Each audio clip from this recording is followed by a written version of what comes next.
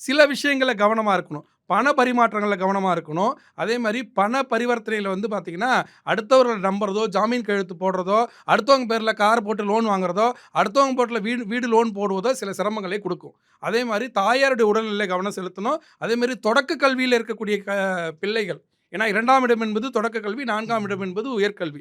2ஆம் இடத்துல தொடக்க கல்வியில உள்ள பிள்ளைகள் வந்து நல்லா படிப்பார்கள். உயர்கல்வி ஸ்தானத்தில இருக்கக்கூடிய பிள்ளைகளுக்கு வந்து பார்த்தீங்கன்னா, புதிய வேலை வாய்ப்பு, புதிய கல்வி ஸ்தானம் இதெல்லாம் கிடைக்கிறதுக்கான வாய்ப்புகள் ஒரு உண்டு. கேம்பஸ் ஆமா, இன்டர்வியூல கேம்பஸ் செலக்ட் ஆகலாம். கேம்பஸ் இன்டர்வியூ செலக்ட் ஆவாங்க. சூப்பர். நெறைய விஷயங்கள் நடக்கும். ம். ஆரம்பத்தில கொஞ்சம் சுணக்கமாக இருந்தாலும், வரக்கூடிய சித்திரை மாசத்தில பராப வருஷத்தில செம்மையா இருக்கும். பராப ம். வருஷத்தை ஆளப்போறது அம்பாள்.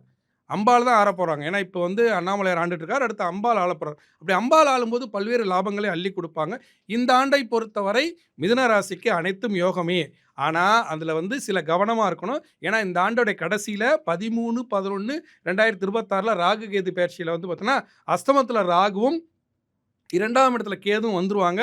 அப்ப சில சிரமங்கள் இருக்கும். அதனால வந்து கவனமா இருக்கணும். குடும்பத்தில கணவன் மனைவி ஒற்றுமையில சில பிரிவுகள் வருவதற்கு வாய்ப்புகள் உண்டு. அதே மாரி இப்ப வரக்கூடிய காலத்தில பணத்தை சரியான இடத்துல முதலீடு பண்ணணும். சரியான நிறுவனங்கள பயன்படுத்திக்கணும். அதே மாரி வீடு கட்டுறதா சரியான எல்லா இடத்துலயும் வந்து பார்த்தீங்கன்னா, அதாவது நாம இறங்கி வேலை செய்யணும். இங்க பிரச்சனை அதுதான். உடையவன் இல்லாத பொழப்பு ஒரு முழம் கட்டை அப்படின்றது ஒரு பழமொழி, முதுமொழி.